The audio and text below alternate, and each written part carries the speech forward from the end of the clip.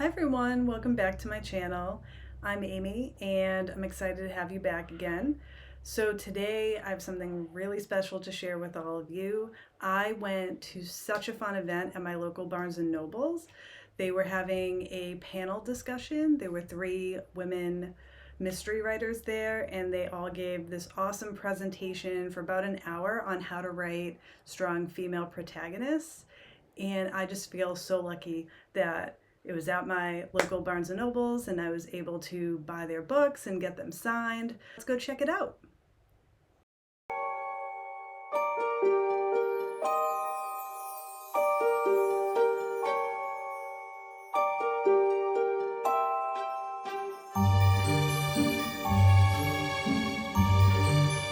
So the women at this panel were so nice. This was really exciting. It was very relaxed. The woman who was the moderator asked really great questions and they were able to share how they came up with their ideas and what their process is and just all kinds of great things. So I start by just showing off the books, telling a little about that, and then I'll talk a little bit more about the panel itself and what I got out of that. Let's start with this one first.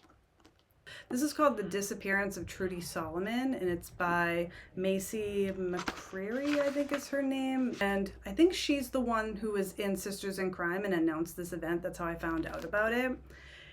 Being a member of Sisters in Crime is really awesome. So if you want to be a mystery writer, I definitely recommend joining, and there's all different chapters. So she might have posted this in the local chapter, and I'm also a member of the online chapter called The Guppies. So highly recommend that. This is her first book in the series. She was there promoting her 3rd book in the series. But obviously I wanted to start with the first one because I'd never heard of it before. This is not actually the type of book that I would naturally be drawn to. So typically, this is going to sound so weird, but I either love really wholesome, cozy murder mysteries that are like high on the cozy, cute vibes, or I like straight up horror. There really is no in between. Well, it's not true. I like thrillers too. But a police procedural type of book with actual detectives as the main character isn't something that I naturally gravitate towards. But this does sound pretty interesting. So the premise of this is that there is a female detective and her father is a retired detective, and she is uncovering a crime. And I guess throughout the series, the way it works is that whatever crime she's dealing with also has a connection to one of her father's previous cases. So he also offers support to her along the way while she's trying to figure out and solve the crime. And they take place in the Catskills during the Catskills Hotel era. So that does sound really cool to me. And I got it signed, which is really cool. And I know this is like, this shouldn't matter, but I mean, look at the gorgeous end pages. I love those kind of details in a book. And even right here. So it's got like a little key ring with a hotel room number on it. I'm really excited to read this. So this is not the type of book I normally gravitate towards, but it does sound cool. The book itself is beautiful. I'm hoping I really like it so I can continue on with the series because, like I said, there's 2 more in it. And I like the idea of a father-daughter dynamic.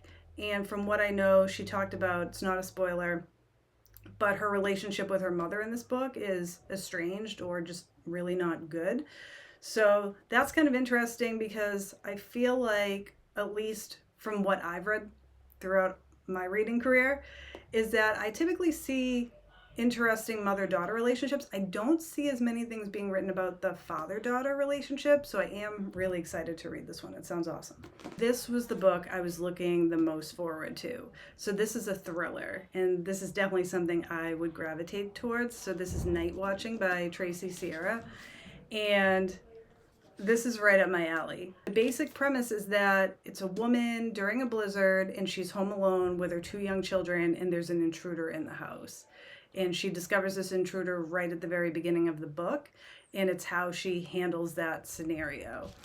It seemed like when the author was talking about this and when people were asking questions because they had already read the book, that it deals with a lot of issues of misogyny as well, perhaps, and about how men treat women in these scenarios, What I thought was interesting about what she said about her book is that she chose to write a protagonist who was like an everyday kind of woman. She didn't want to write one that had a protagonist that was like superhuman, super capable, like excellent in a crisis, because I guess she's read a lot of books where the main female character just seems a little too perfect, and she wanted something that was a little bit more realistic, so she fills this main character with a lot of self-doubt and second guessing, and I think that sounds awesome. Those are exactly the kind of characters that I like to read about, where they are flawed in some way and just dealing with the issues. I feel like a lot of women can relate to this, and she also talked about how she felt that women would relate to this in general, is the feeling of just self-doubt most of the time and just second guessing ourselves and wondering, should we have done something differently or whatever.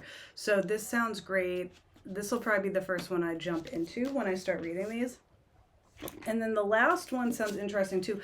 And the author was really, really nice. And she chatted with me a little bit at the end. So this is Blood Sisters by Vanessa Lillie. And I think she's already working on a sequel to this, or the sequel will be coming out soon. I'm not really sure, but I know there's definitely going to be a sequel to this.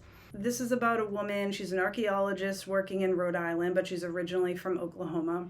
And she ends up going back to Oklahoma because a skull is discovered, and it's in relation to a crime that she's familiar with from her childhood. And her sister goes missing at the same time that this skull is found. So I don't know if her sister has something to do with the crime or what it is, but it deals with a lot of issues about Indigenous people, especially Indigenous women going missing, and how the justice system doesn't really do all that it can to help with some of those issues. So it sounds very interesting. Panel itself was just really wonderful. It was very relaxed. I just loved hearing them share about how they came up with their ideas.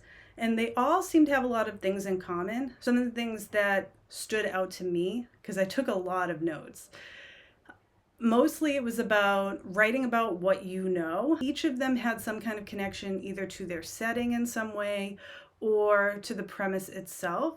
So for example, in Night Watching, she talks about how the idea came to her, I think it was like pre-COVID or right when COVID was starting, but she was a new mom and she was newly living in this house that was larger and very old and creaky, and she was feeling kind of creeped out by it. And she just got this idea about, what if there was an intruder in her house? Like, what would she do? And that was just the seed of an idea. And then she just went with it. Same thing with The Disappearance of Trudy Solomon. So she has a real connection to the setting of the Catskills. And that's really exciting, because I think maybe she talked about how her dad was a program director for one of the Catskill hotels, or he was like the inspiration for that character. I'm not sure, but she had a real connection with that setting, and that brought the ideas to her, as well as she used like the news and different news stories to inform some of her writing as well. And obviously, Vanessa Lillie, she has a lot to say about being an Indigenous woman and growing up in Oklahoma. And she wanted to talk about those issues, but she wanted to do it through like an entertaining mystery story.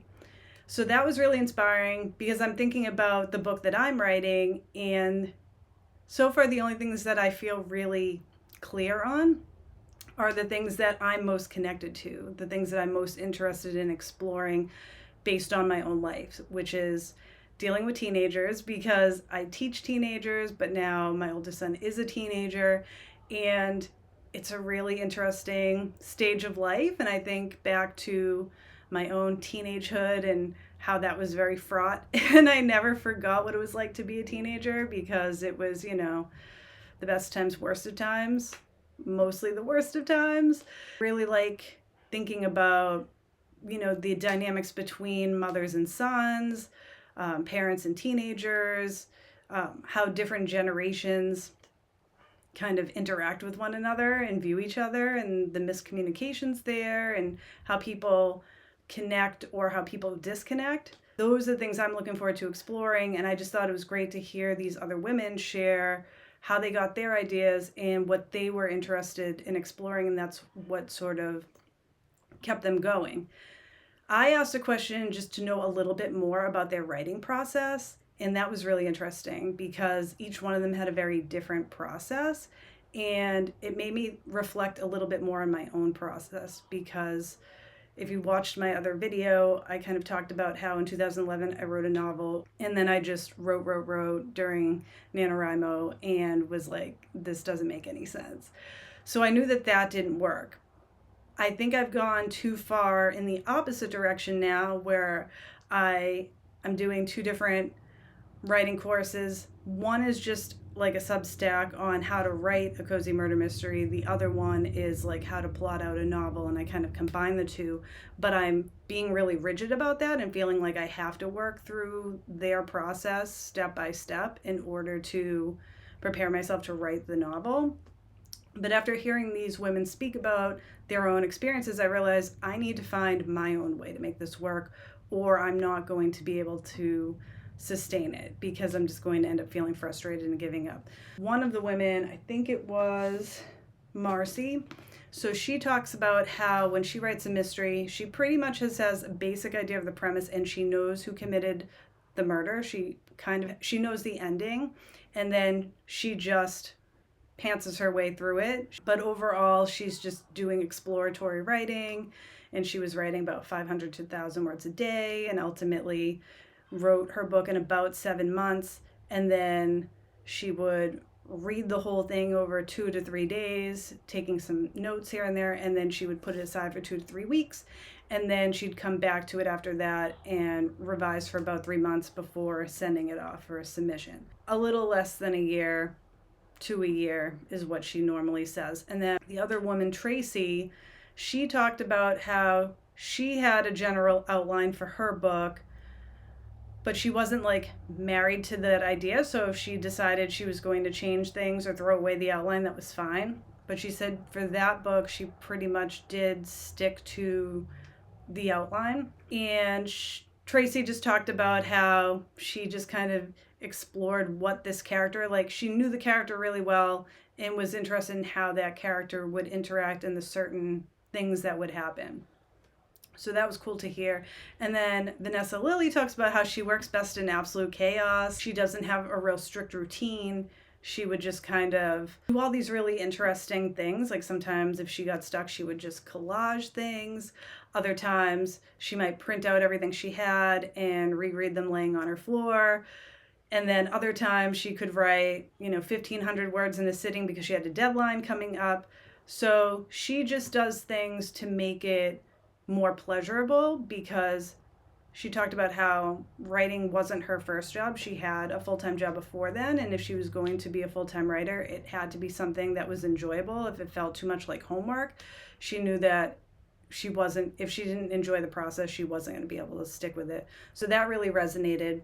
Oh, so Tracy was writing her book, which kind of related to her real life at the time, because like I said, she was writing when she had really young children. So she talked about writing at the margins of her life because she was so busy with motherhood at that time. She would write when her children were napping. There was no real set schedule. She just wrote every day when she could and stole pockets of time.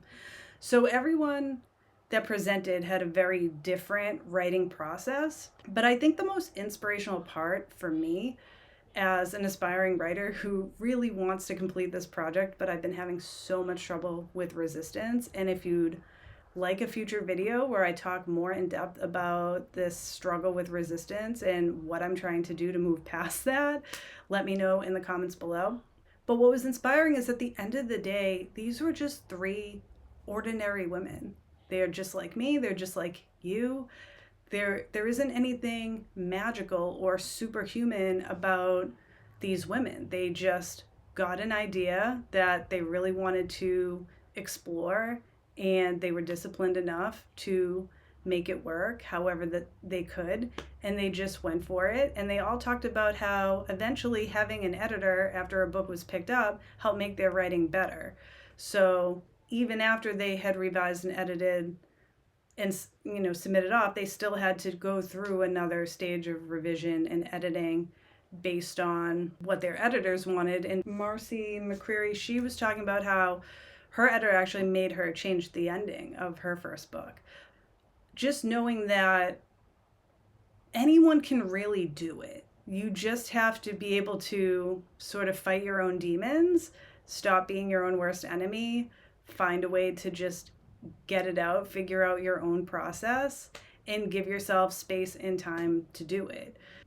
It really just kind of boosted me back up, and I realized, like, if I don't write this book that I have burning within me, it's because I stopped myself. No one else. The obstacle was me, and I have to find a way through that obstacle. So I'm really excited to jump back in and jumpstart my book, and I'm really excited to do more reading, and I will definitely report back on these books later on. So I hope you enjoyed this video. Thanks so much. And if you like this content, please give it a like and subscribe, and make sure to comment down below about what you think about these books. And I will see you next time.